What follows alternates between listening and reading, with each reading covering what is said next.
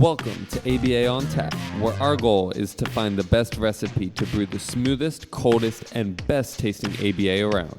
I'm Dan Lowry with Mike Rubio, and join us on our journey as we look back into the ingredients to form the best concoction of ABA on tap. In this podcast, we will talk about the history of the ABA brew, how much to consume to achieve the optimum buzz while not getting too drunk, and the recommended pairings to bring to the table. So without further ado, sit back, relax, and always analyze responsibly.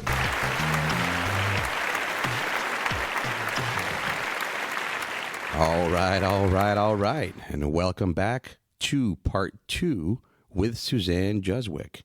I am your co-host, Mike Rubio. Enjoy. So, Mike, I remember at the CPABA conference, remember they talked about, I think it was at the CPABA conference, talked about TRICARE. It might have been in one of our podcasts, but I think it was CPABA conference. Somebody mentioned that TRICARE recouped, it was like 60 or 70% of the money they paid out back. It was like, I forget how many years ago, back in audits, and how they were like kind of proud about it. So speaking to what you were saying, that they were kind of proud of, which, I mean, maybe that people were billing fraudulently. It'll put you out of business. Yeah, at the end of the day, I mean, that is going to put somebody out of business. I mean, people aren't going to get paid. And so there's both sides of it. But that was a crazy stat I heard. 60 or 70% of the money that they paid out, they recouped by the end of the year. I don't even know what to say about that. I mean, I would believe that it was TRICARE. Sure. that would be easy to believe. We've spent a good amount of time talking about sort of the business end, and then we've alluded to the clinical end of things. I'm going to shift gears unless there's anything else anybody wants to bring up. But as we were starting to record and we were chatting a little bit, you said the word Reddit, which leads us immediately to think about the backlash that ABA is facing from a more social validity perspective. I wouldn't say it's widespread, that it's very particular to the neurodivergent community, I would say. Dan and I both agree that actually very early on in the podcast, we started looking for those voices. The Chloe Everetts, that was the first person we ever featured on the podcast, because one of the reasons we started this was to say, hey, there's no way we bat 1,000. There's no way we get everything right. So let's start talking about this. Let's get better at this. But that's something that is also quite a challenge, has to be a challenge for funding sources who are mandated to reimburse for these empirically validated evidence-based services. We spent a lot of time talking about that here and the differences there. But then to hear such strong detractors, such strong voices out there saying, hey, man, this stuff is no good. This stuff is evil. This stuff is abusive. Obviously for us as clinicians, as board-certified behavior analysts, that can be very challenging to hear. That can be downright unnerving, frustrating. And then sometimes you take a listen to those voices and you kind of have to go, yeah, I hear what you're saying. That was something that I once upon a time did. And I'm glad to be able to say that I stopped doing that for these reasons. And those are the very reasons you're kind of pointing out right now. So I packed a lot into that comment there. Suzanne, help us unpack it. Yeah. Actually, so it's interesting, and I'll try to keep this short because my reasoning for bringing up Reddit was more on the BCBA side or RBT side. Well, we'll get into that too. But that being said, I mean, I'm new to Reddit. I have a really big following on LinkedIn. I'm very active on LinkedIn. I have been inactive on Facebook. I kind of just do a check-in a couple times a month. But now my favorite social medias are up there with TikTok and LinkedIn for professional, which I think it's hilarious that I love TikTok, but I'm good there. So Reddit, I just one day was like, I think I did a Google search because I love doing Google searches. Somebody I love from the past used to call it Google University. I learned a lot of information from doing random Google searches. And I probably typed in like ABA outside of autism therapy. And one of the things that pops up is a Reddit comment. And I was like, you know what? I've never really hung out on Reddit.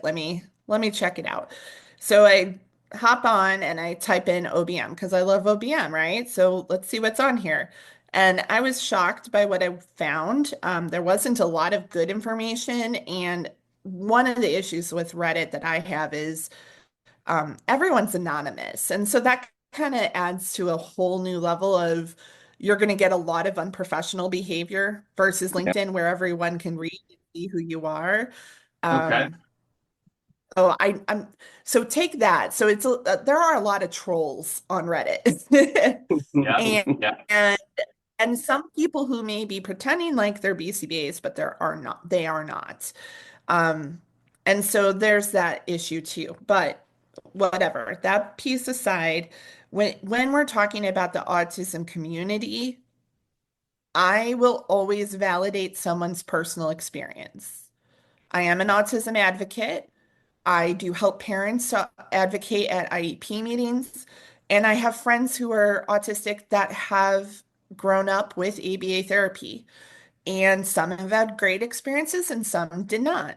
And I personally even remember my own, I have trauma personally at when I was in RBT, being asked to do things from the person who was above me that kind of just felt wrong, right? Like, and I hate this, but like I was told as a BT, we didn't have RBTs back then, to ignore someone crying, and this kid would tantrum, and this session would be 2 hours and he literally would be crying and tantruming the entire 2 hours, and all I was supposed to do was record it, Been there. like That might be document the duration.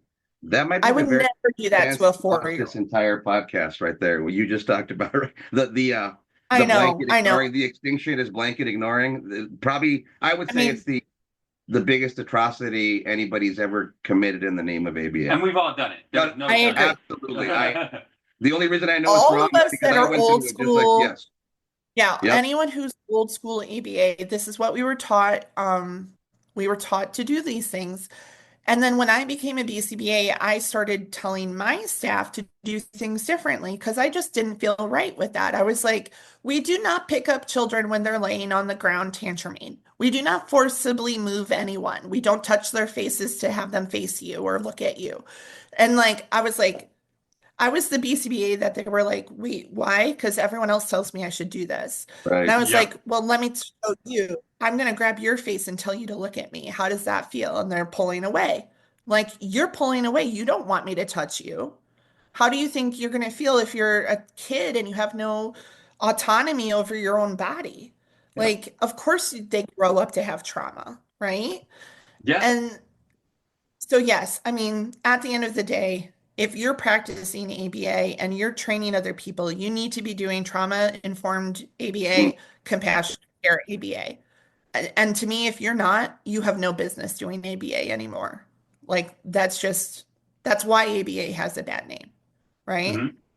That is I agree 1,000% with what you're saying. Recently took a little bit of a deep dive into some of the older literature, Seven Oh, Dimensions, and you think it's difficult because there's some language in there that is very archaic, and then oh yeah. you Just kind read of get Azrin and Fox toilet training.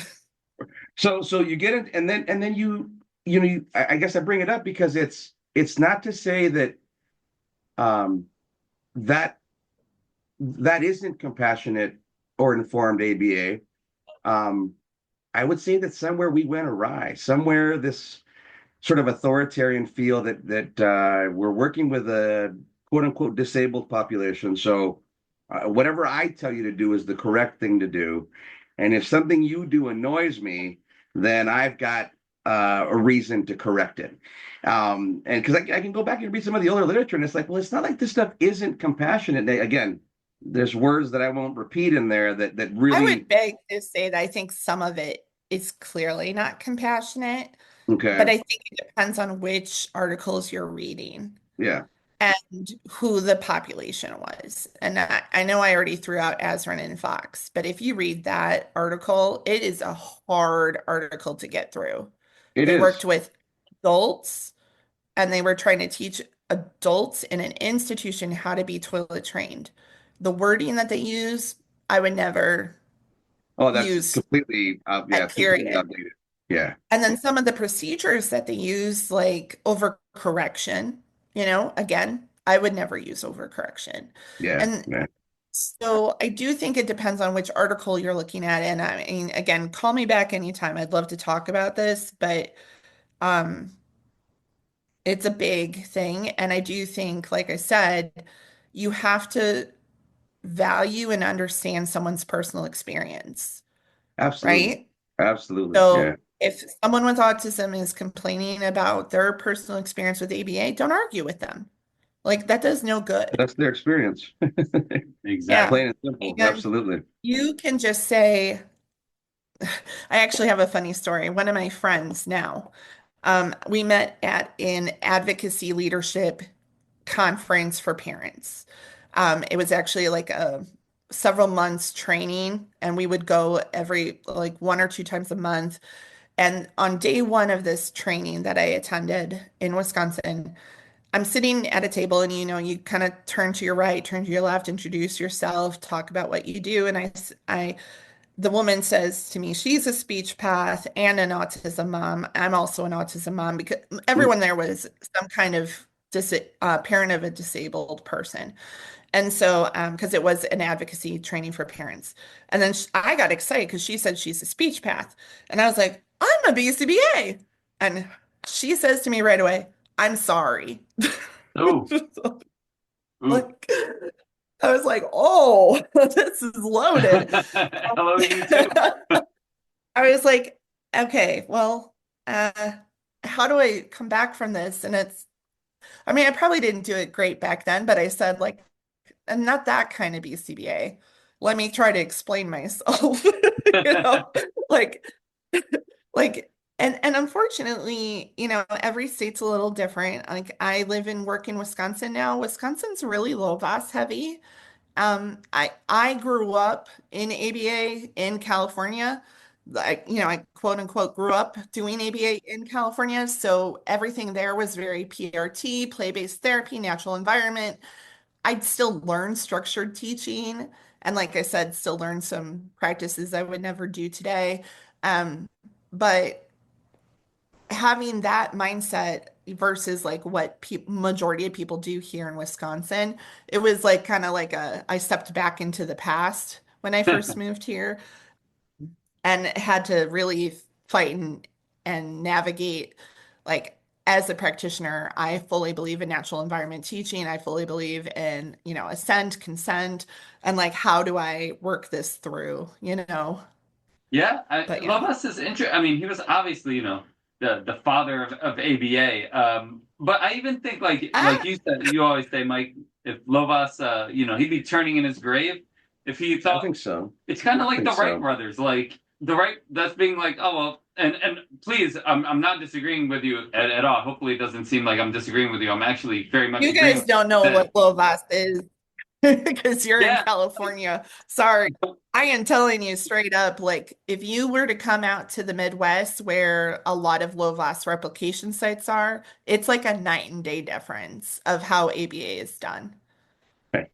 You're scaring me. my, my Oh, point you is, should be scared. No, you're scaring me. You really are. if aviation was still the Wright brothers, like I feel like we're like on biplanes and pushing planes off a cliff. Like I feel like that's what people like you're saying. That's like the love Yeah. us. It's like yeah, that was good. That was good back in the day. Can we progress a little bit? Well, and that's I think that's what we're talking about, right? So the idea that you take something foundational or fundamental, and then you take it out of uh, a chronological context, right? It's like the idea that you go to the airport and you're about to board your flight and you've got some guy on a bicycle on the front and these two large wings. It's like, wait a minute, where's the airplane?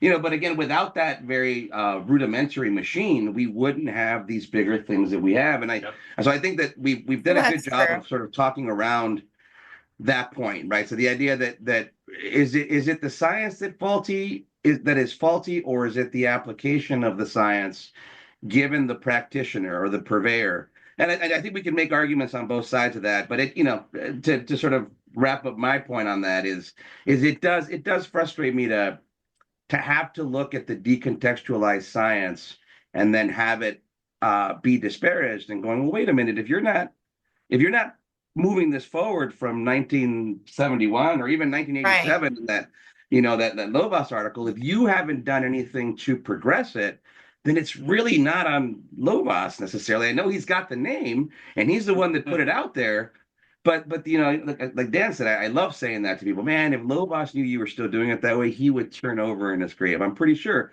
because as a scientist, he would have wanted us. I would firmly believe, to say, hey, here's this. Go do something else with it. Go evolve it.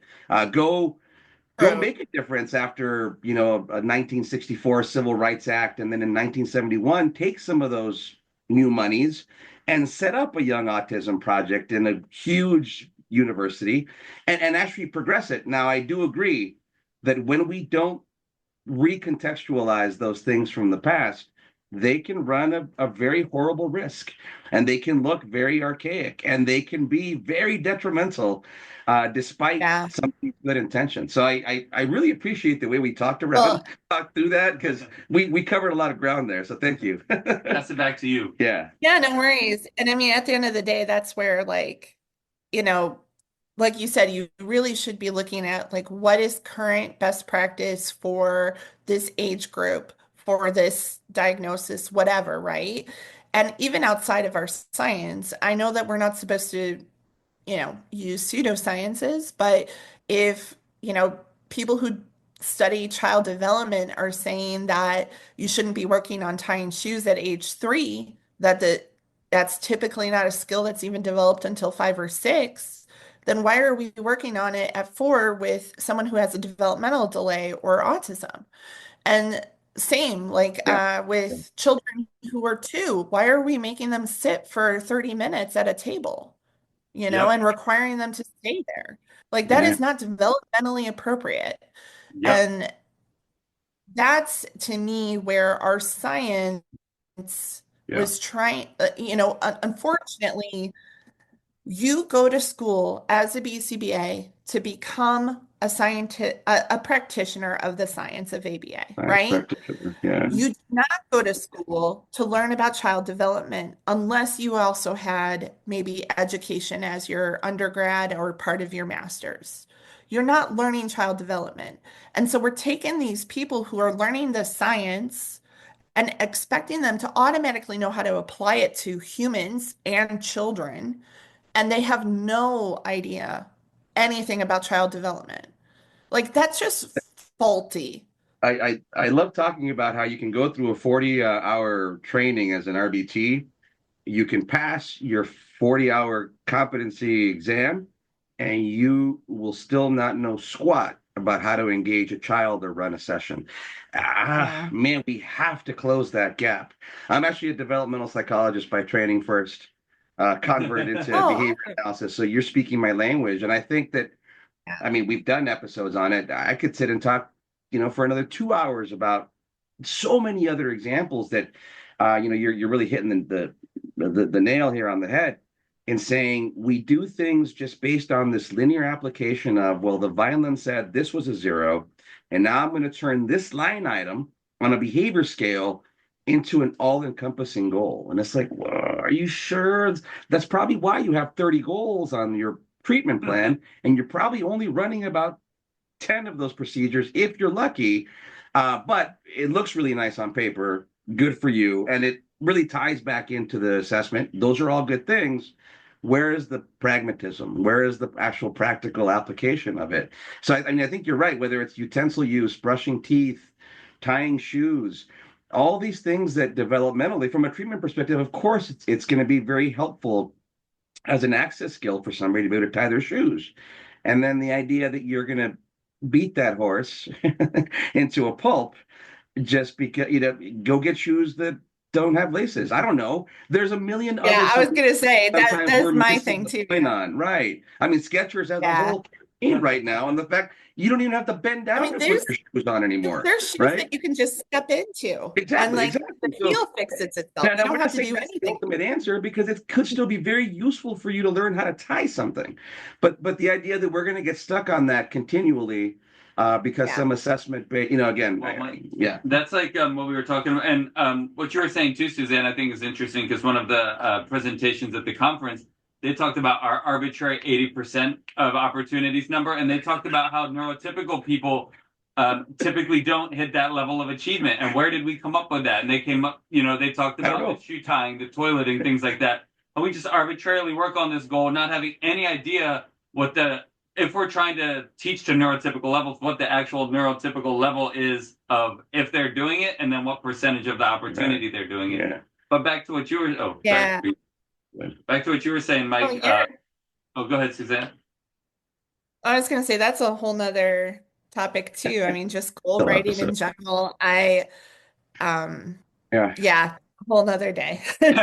We, after moderating that conference, and we've had this discussion several times, but and again, I won't get too far into it, but I think it's a whole 3-part series on ABA on Tap, to say the least, because we adopt these conventions, and then technology, to your point, really helpful tool, this cut and paste thing we do, and it makes things a lot more quick, and you can get your report done, and then all of a sudden your individualization is eroding and going out the window because, I mean, again, we've talked about all these things today already in terms of how much work you actually have to do. And that's, that can be difficult. That can be very, very challenging to get it all, to make it all fit. But yeah, goal writing in terms of percentage of opportunities versus a certain level of accuracy versus, I mean, it's almost like we just replicate this language, and at some point, it doesn't mean anything anymore. Mike, I do want to go back though, to something, kind of going back to something we all talked about earlier, and then we definitely, this will probably be a 2-part episode. We'll record it all today, but we'll split it up because we've had a lot of discussions. I want to get to your kind of the new direction of Innovation Moon. But before we get there, Mike, you mentioned about having goal writing basically based on the Vineland, and to eliminate line items on the Vineland, turns those zeros into ones and twos and threes.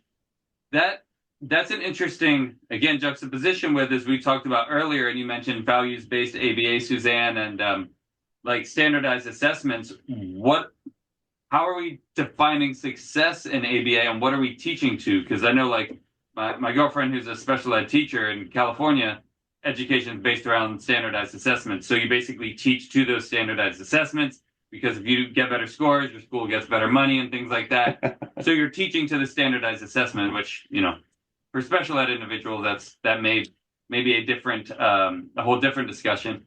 But my point, or my question to both of you is, so Mike, you mentioned about having programming that is more, holistic than a line item on a Vineland.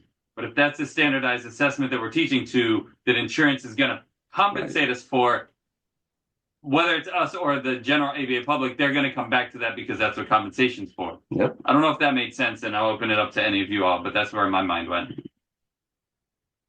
So it does. It makes a lot of sense. Yeah, it's less that, I mean, yes, your teacher, you said wife, I think? Or domestic partner, technically. Domestic partner, teacher. Oh, sorry. They do end up right now having to do a lot of that teaching to the test. And I would say that ABA, some people, because again, they don't have that bigger picture of child development, that's where you'll see us teaching to our tests too. And not just the Vineland, but like the VB map. I mean, how many goals or programs have you looked at that literally are like, they will say, 25 words on the EESA level 1 at whatever accuracy. And then the targets are like, goodness, what are the targets? Like dippity dog, and like, I don't know, whatever those are, right? Zimbop. And they're directly working to that test. That test was never meant to be worked directly to. We're not supposed to be teaching to any of the items directly. We're supposed to be doing our normal everyday incorporation of those Yeah. skills in natural environment, natural play, and or structured teaching, but we're not supposed to directly be teaching to any test. And so, Yeah. again, that does take some finesse and some knowledge on the part of the clinician. And hopefully the company is providing enrichment for their BCBAs so that they know how to not do goals that are straight from a assessment, and that they're then teaching, this is like a little bit of like RFT, right? Like we're going to do some incidental learning. All children have the ability to have incidental learning. And so if we're doing that, we're enriching the environment, we're, using as many teaching examples as we can, then ideally, when you go to do the standardized assessment in the 6 months, year, whatever the schedule is, that child's going to make progress, Yeah. ideally. Yeah. If not, that's a whole nother subject. And as a parent of someone who does have profound autism, to me, maintenance is also progress. I know that that's a hard line with some insurance companies, that if they're not seeing progress, they're going to do, it's not medically necessary anymore because the child's not making progress. But I would appeal that and I would fight that because, there are some children are never going to surpass whatever that level is. Are they going to make gains? Are they going to be small incremental gains? Yes. Do they have the ability to learn? Yes. But are they going to make enough gains that the insurance company says, yeah, that's great? Probably not. Like some of us, our children grow up to be adults and they still need services and support. I know that's not what insurance wants to hear because that's going to cost them millions of dollars, but hopefully that's a small percentage. I think it's 1 in every 4 persons with autism has profound autism. And I'm starting more on that advocacy journey. I've joined the Profound Autism Alliance. I'm a state chapter leader here, but I'm still very much learning about that and how to advocate for our profoundly autistic um, adults and children. So, yeah. That is an interesting, I guess, an interesting ethical quandary that I was discussing recently with a colleague. We were going through a report and trying to address some comments from the funding source, and it was this whole question of the levels, right, that the violence spits out, and this whole idea that the reviewer was saying something along the lines of, well, this client or this person isn't gonna um, make any more progress along these lines, or the idea that my exit criterion was, when that reaches a moderately low as opposed to a low or an adequate level from an ethical perspective, if there's a need that I can identify and the person's willing to work on it, then we can provide it. But of course, you have to draw some lines to your point. So it's an interesting ethical quandary for me to say, or to think of the prospect of having a funding source, tell me, number one, no, there's no more progress going to be made. Well, I beg to differ.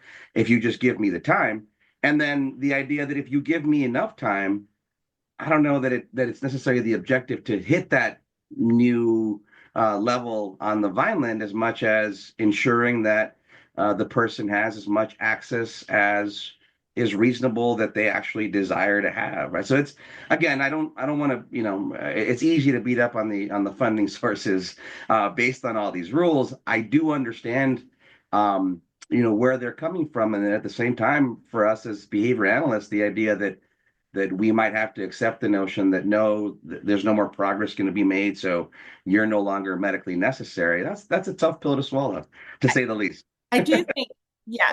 I mean, that's at the end of the day, that's where advocacy, you have to ask who would be responsible for this thing? And if the medical model isn't responsible for it, so, insurance funded ABA, then who is? And then is it our state and our federal government who's responsible to provide these types of services? And if they are, then we need to advocate to make sure that they continue to do so.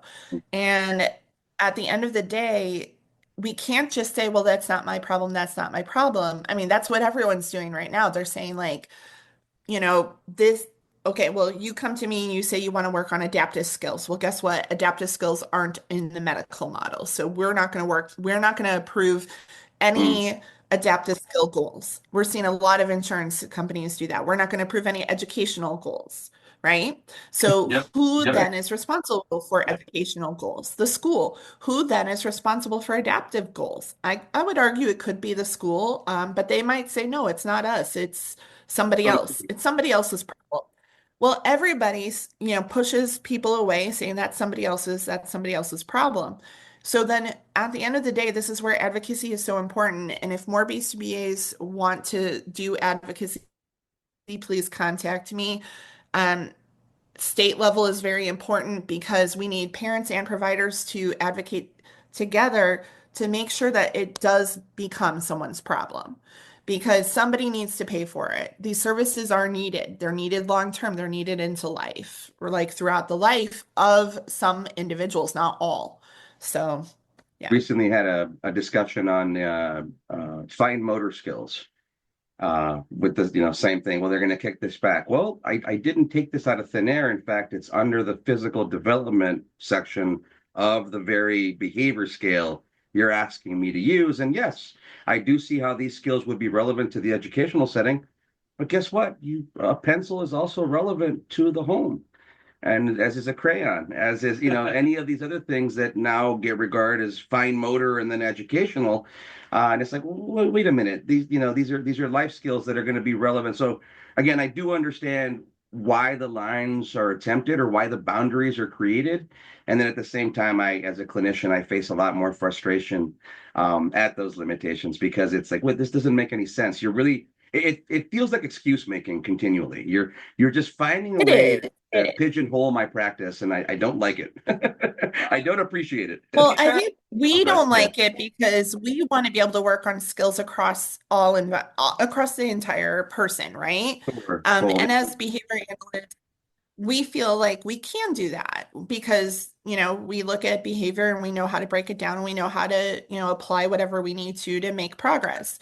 So, but at the end of the day, if you're working with insurance and you're doing a medical model ABA, they're going to tell you no Yeah, because guess what? Somebody else that is in their purview. for So sure. OT. So that's when you either bring in an OT to your practice or you collaborate with one and you do parent training so that the parent is, providing those opportunities outside of the Yeah. OT.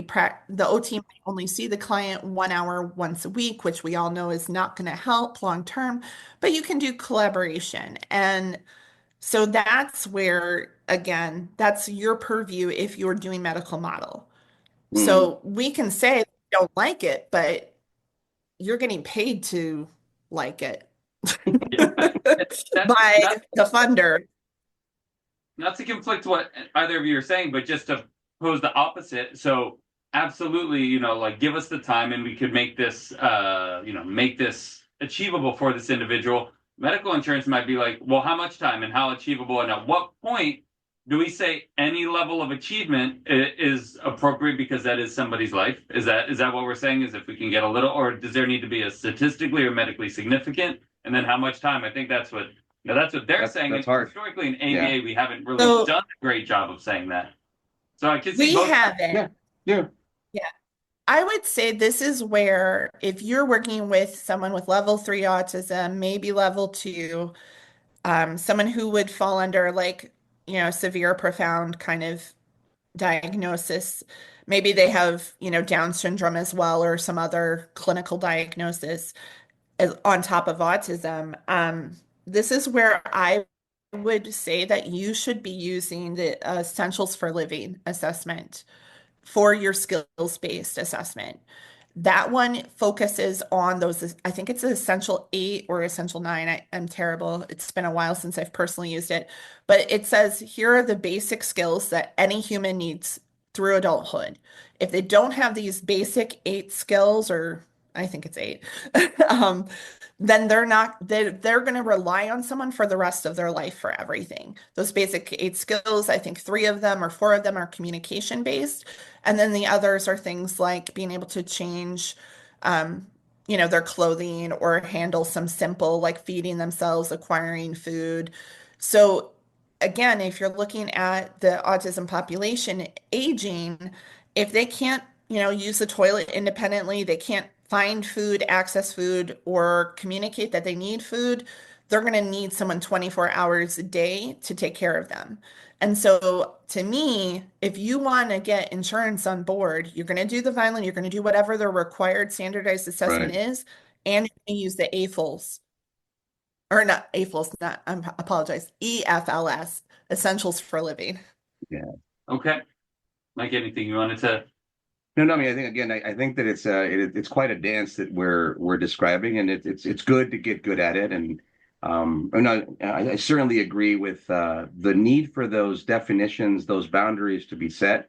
But it's ever interesting, right? So the notion that you can get exited from services for being too successful, and at the same time for not being successful, it's I know, Sure. again, I get their point. Yeah. And then at the same time, it's like, well, can we define those timelines? Like,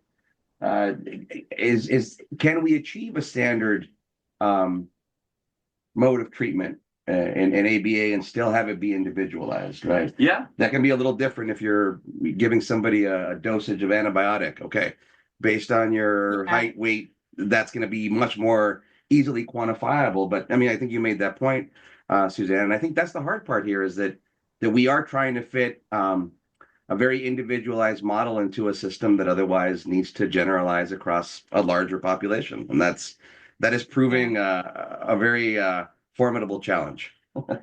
Yeah. Definitely. Uh, And again, like I said, I do think ultimately you have to ask yourself who's paying for this service. Right. If, back in the day it was a parent that paid for it out of pocket, and so of course you would do whatever they wanted, because they'd say, well, it's really important to us that they know how to stand in line at Disneyland. Well, guess what? The medical model isn't going to approve that. So you know, you have to, again, if you don't like it, then do private pay. You don't like it, be a solopreneur. Like, if you don't want to work in the medical model and you don't want to work towards whatever box that they have, because again, they're going to say that's not our responsibility to fund you for that, then your options to not bill insurance. You just would have to, totally change your model. And there are lots of BCBAs that do that and still do private pay or work with regional centers only or work with reimbursement from the state because not all states have regional centers. So yeah. I'm going to guide us into, we've had a lovely discussion. This is probably the first time we go past our time limit and actually feel like we can fill two episodes worth. So, but I do know that at the start of our conversation, you were alluding to ABA outside of autism treatment and some of your new projects. So I want to make sure we get to that. Yeah. Tell us a little bit about what you're thinking. So I'm kind of call myself like a serial entrepreneur. I always joke that if I had money, I'd be like, the owner of Virgin, right? Like he just has like so many ideas and does so many things. I don't have money, so I'm limited with what I can do. One of the things that I have in the last couple of years been doing again is, building communities, working on providing mentorship and doing coaching, as well as doing the business consultation. And so I started Launchpad, which is a private community currently for business owners, not limited to BCBA business owners or ABA business owners. So I invite anyone who's basically, I like to call ABA adjacent. And so I've got, women who own their own billing companies and contracting companies that are a part of the group. I've got someone that does financial coaching to people who want to learn about their personal finances. So she's a consultant or a coach for personal finances, but she uses ABA because she's a BCBA in that business. And so I've just been kind of collecting and like networking with all these people who do different things. Some people that do ABA in sports. And kind of what I fell into when I stepped into Reddit was I started realizing that a lot of people were posting posts, BCBAs, who were looking for something else to do outside of the behavioral health treatment for autism, right? So be outside of ABA therapy for autism. They're burnt out. They don't want to, maybe they're recognizing that was never really for them, but they love ABA. And I think that that's appropriate. Like, that's okay to say. Not all of us should work with children, right? Like, when you become a teacher, you get to decide if you want to work with young children or adults, or if you want to work with high school students. When you become a doctor, you get to specialize in whatever type of practice you are going to specialize once you hit that doctorate level in your degree. And so finding a specialization, it's kind of, I get it. And as an autism parent and, having my own kid be on wait lists, that's again a whole nother conversation. Of course, there's a need for people to go into autism or behavioral health treatment for autism, or even education, like be a BCBA in schools. 100% please do it. But if you're finding yourself burnt out, you're unhappy, you hate your life, and you're questioning if you should even be doing ABA, I think that what you're really questioning is, should I be working with children in this intensive therapy model with these people as my boss? And maybe I should look at something else that I'm passionate about. Can I apply ABA to that, and how? It's so again, like we pay a lot of money to become BCBAs, right? You have to go to grad school, you have to pay someone typically for supervision, field work. Not everybody pays, but a lot of people do. And so to just walk away from a science, I mean, I'm guessing that if you went through that process, you love the science of ABA like I do. Maybe you don't. Maybe then it is time to reevaluate and change your life. But if you're one of those people who's just, I'm just tired of working in this model, and then you think to yourself, well, what are my options? My options are I could start my own company. Again, don't do it unless you're really prepared to do, because you're going to get burnt out from that also, and you're going to become one of those angry owners who's always mad at their employees and their clients. If you don't love autism therapy, don't do autism therapy. So, but the other thing is sometimes people come solopreneurs and they just do one-to-one contracts. They don't do anything with insurance. I think one of the first episodes I ever listened to you guys, you did Kendall Rendak Samuel. I don't know how to say her name. I loved that episode. I reached out to her. She and Good. I are friends now, and like she does You're close to each other. softball. You're neighbors. Kind Yes, we found that out kind of. So yeah, someday we're gonna meet in person. But of. yeah, she is in Chicago and I'm in Wisconsin. Yeah, So yeah. yeah, but it is huge. And so I just am starting to recognize, and like I said, I love networking. I like to think of myself kind of like as a cheerleader. I do personally have a lot of anxiety, and that's why it's been very hard for me to do public speaking like this. But this last You're doing month great. or quarter, thank you. This last month or quarter, I've been pushing myself to actually like become a speaker at conferences. I've got a couple things lined up. And um, one of the things I've recognized that I'm good at is networking and being a people connector, like helping people find other people so that either they can get mentorship or experiences. There's so many ECBAs that are doing new, exciting applications of ABA, or, they've been doing it, people just don't know about them, right? We've got BCBAs who are doing health and wellness. We've got BCBAs that are working with gerontology or the elderly, dementia. We've got BCBAs who, like I said, personal finance. just regular coaching. There's so many other applications. So just looking at like, well, how do you take the work experience you already have and then go and apply for a position or forge your own, right? Like you might not be able to find a position. Like we always kind of joke that there's no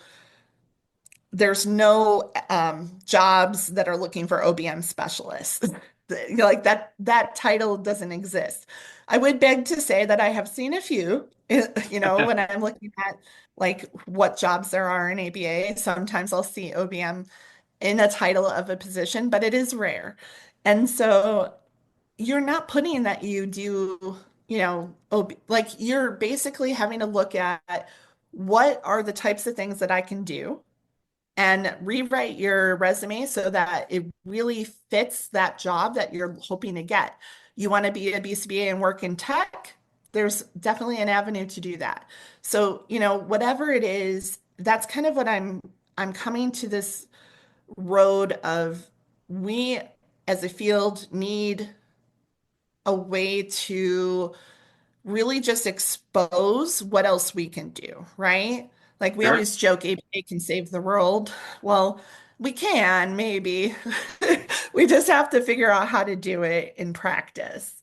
So, So what have you found with, so you talked about some of the different fields, health and wellness, even finances, and you kind of alluded to it. Have you found that you're advising people more to apply to companies and say, hey, I'm a BCB? Are you finding more the people to like private pay, or to like kind of create their own entity within that field, and how, or do they need to sign up for Innovation Moon to figure out I don't want to give away paid secrets for free? What can you speak to on well, that? I mean, that's the kind of the funny thing. So when I started doing Reddit and I started seeing all these people who are so sad and like just ready to throw in the towel, or maybe they had already thrown in the towel, but then they were like, what do I do now for work? I just started saying like, hey, here's my booking link, book with me, let's talk. So I have been giving away coaching for free. Um, that being said, now I'm recognizing that because like I'll look at my calendar and I've got like 10 coaching calls that I'm not getting paid anything for. So I am going to still offer like a free coaching, like a discovery call. But it's going to be 30 minutes or less. And then if people want to continue to work with me, then they can, sign a contract and get mentorship. That's one way. The other way is they can join my community. And again, it is a private community, so there is a fee. But they're going to have more access to me and to other BCBAs who are doing unique things, readily within kind of like it's almost like having a private Facebook group, but cooler because it's app and all of that. And no one's anonymous, so there's no trolls. Like we get to moderate it, we get to make sure people are actually who they say they are, that they're actually supportive of each other, and they're providing value to the community. So so there's two options. One is to Okay. work with me or another. I can connect them to another BCBA who's doing something different, or they could join the community. So And definitely go to my website because you said we're going to launch this in the new year. So by then, my website will have links and everything. So if they go to innovationmoon.com, they'll be able to find the different options. Okay. Follow me on LinkedIn. That's definitely another way to get in contact with me because my name is who I am. So they can also DM me privately that way. uh, I her name, personally, Mike, or oh, we'll put your Yeah, name the in the description, and we'll title. put all these Yeah. links in the yeah, description too. So make sure people know how to get a hold of you. I think you've got a ton of very valuable resources, and this is very exciting. What you're describing there in terms of almost throwing in the towel, I mean, that was Dan and myself 10 months ago, kind of going. And then yeah, the way you pitched it, the way you quoted it too was, I mean, it was like you were in my head. I love this work. I don't know what else I want to do for work. This is what I'm good at. And this is what I've, yeah, been doing for 28 years now. I don't want to put all that experience aside. So we're really, really glad to have connected with you. Really glad that you're doing this for other BCBAs. Glad to hear that you know people we know. I think that the community needs to become a little stronger and start sharing more of those ideas and start taking care of each other. Even in terms of just coming together to create that lobby with the insurance company and saying, "Hey, can you help us out here? What else can you do for us? We're trying to do good service, and some of these constraints are making it very difficult to maintain that clinical quality." So, Dan, Yeah. we're at a good stopping point here. We don't want to cut anything off too early, but we've covered a lot of ground. Anything else we want to discuss here in wrapping up? No, this is a banger to start the new year with. I'm Yeah, excited. thank you. Thank you, Suzanne, for your time, and we'll hope to have you with Jennifer and some other of our regular guests back on the podcast more regularly. Yeah, so Yeah, I'd like to go ahead. Go ahead. Oh, one other plug. I am Please. hosting first Wednesday of every quarter. So every 3 months, a networking night, and that's free. So just look again, follow me on LinkedIn so you Okay. can find the registration. You do have to register for it. Right now it'll be limited to 100 people, but those networking nights, again, are a great way to just get out there and meet different people and learn about how other people are doing ABA. Cool. That's a good closing point right there. Get out there, meet other people, see what other people are doing. Certainly find new avenues for ABA and its application. And then we'd like to close by saying, always analyze responsibly.